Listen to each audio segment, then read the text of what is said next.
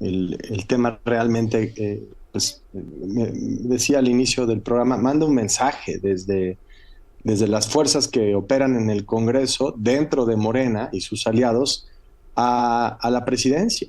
Y es un mensaje del que se benefician figuras señaladas, criticadas, con trayectorias políticas pues, sumamente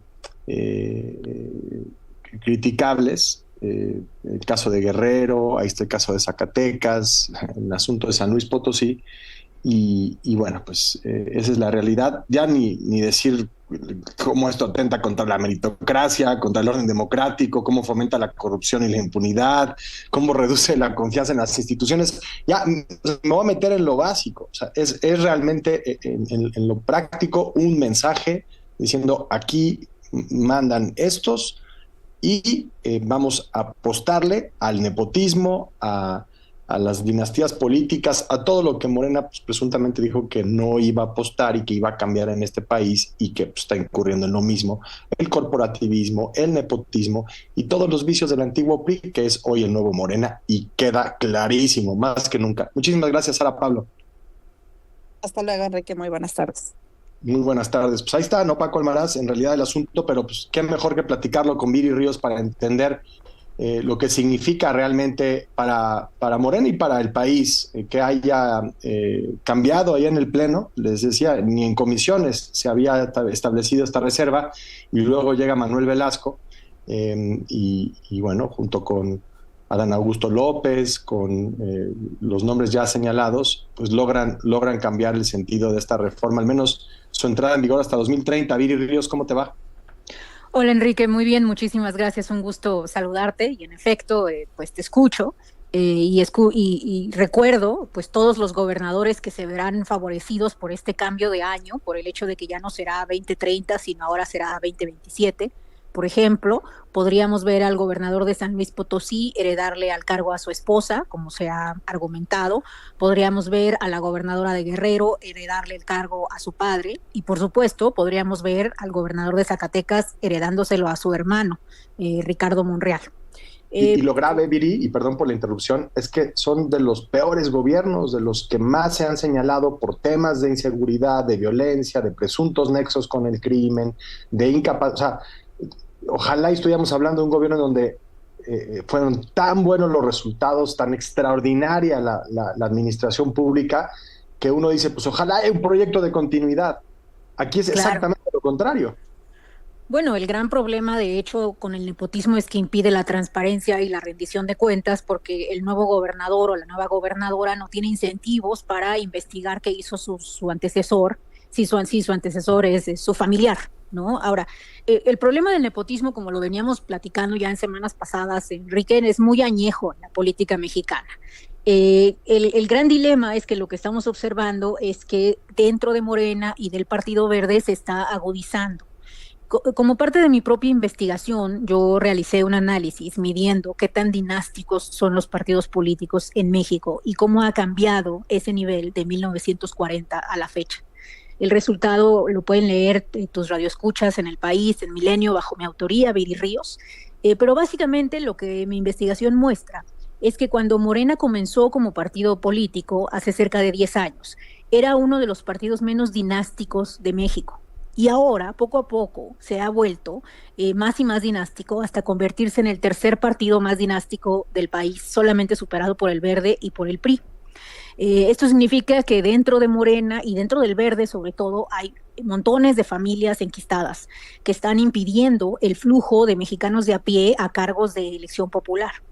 Y sí me parece que esto es algo muy lamentable, porque la razón por la cual Morena se volvió un partido relativamente exitoso, bueno, el más exitoso que ha observado nuestro modelo de nuestro sistema de partidos en mucho tiempo, pues es precisamente que ellos acudieron un sistema de partidos que ya se había vuelto muy dinástico.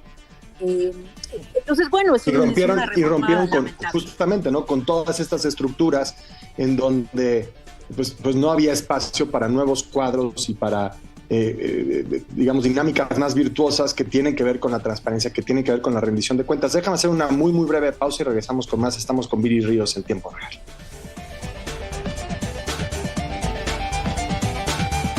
Ya estamos de regreso en tiempo real en conversación con Viri Ríos. Nos decías, Viri, poco a poco Morena se ha ido convirtiendo en uno de los partidos más dinásticos, solo superado por el Partido Verde y por el PRI. Así es.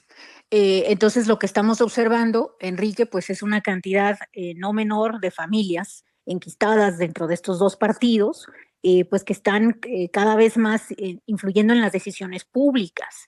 Y yo lamento mucho, de verdad, que la reforma de Sheinbaum no pase en el 27. Creo que es un éxito que pase, aunque sea en el 30. Eso es importante acentuar. Digo, esto es algo que nunca se había hecho antes. Entonces, siquiera que pase en el 2030 ya es un éxito. Pero a mí sí me hubiera gustado verla pasar en el 2027, sobre todo por los casos de los gobernadores que yo ya te mencionaba, y sobre todo por esta tendencia preocupantísima que estamos viendo dentro del partido.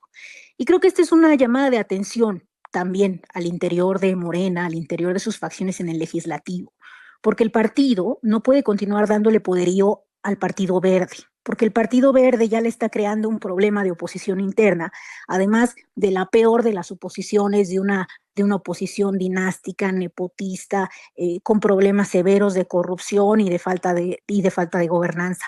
Están creando un monstruo alimentado por la propia popularidad de Morena. Entonces, lo mejor sería, en mi opinión, que se realizara una reforma electoral para que se quitara el perverso incentivo que actualmente existe, Enrique, para que se creen estos partidos satélite, estos partidos pequeñitos que se necesitan por la forma en la que se asignan los curules en México para lograr llegar a supermayorías y poder cambiar la Constitución. Entonces, en el fondo, la razón por la cual el Partido Verde existe es porque nuestras reglas electorales fomentan la creación de esos partidos y los hemos sufrido ya por varias décadas. Entonces, sí es momento de traer esta reforma a la mesa.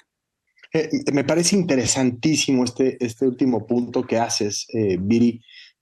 Poniéndolo en términos médicos, es como si hubiera un cuerpo de preocupación al interior del organismo que es Morena, con estos partidos satélite y la oposición interna que le están representando, en el sentido de, al hacer tantas alianzas y entonces estás con Yunes y con Ale en Veracruz y entonces estás con en Chiapas, pero también con la otra fuerza, o sea, a nivel local tienes tantos intereses tan contrastantes y a todos los quieres meter en el movimiento que se vuelve imposible controlar eso. Así es. Ahora, el problema de fondo son nuestras reglas electorales. ¿Por qué? Porque en México, en la propia Constitución, se dice que ningún partido puede tener supermayoría en el Congreso, ninguno. Entonces, la única forma, digamos, de conformar una supermayoría que se necesita para gobernar, que se necesita para poder cambiar la Constitución, es unirte con partidos. Y es sobre todo alimentar a estos partidos pequeños, porque los partidos pequeños tienen la virtud de que se pueden favorecer también de ciertas reglas que al final del día son un poco complejas, entonces no me quiero meter en ellos, pero estas reglas lo que hacen es que los ayudan, digamos, a inflar la coalición gobernante. Por eso, todas las coaliciones del país tienen a su partido satélite chiquito, o si no se lo buscan, se lo encuentran. Por eso el PRI gobernaba con el verde, el PAN gobernaba con el verde, por eso el PRI-PAN ahorita pues quiere tener al PRD, ¿no? Por eso Movimiento Ciudadano pues le ha costado tanto trabajo crecer porque justo no tiene un partido satélite que lo ayude. Entonces, en el fondo, lo que hay que cambiar son las reglas de cómo se asignan los curules, porque con estas reglas, el Partido Verde, pues es el partido más exitoso del país. Sí, definitivamente es increíble, sobre todo porque los resultados electorales no reflejan ese nivel de éxito, sino los acomodos postelectorales y políticos en realidad. Pues Viri Ríos, te agradezco como siempre esta conversación, ya lo decías, pueden consultar la investigación que has realizado al respecto a través de Milenio, también en el país, bajo tu autoría, o esto es de Milenio. Sí, está en los dos lugares, tengo varios artículos al respecto, pero el último está en Milenio. Pues sí, bueno, pues Viri, te mandamos un muy fuerte abrazo, muchas gracias.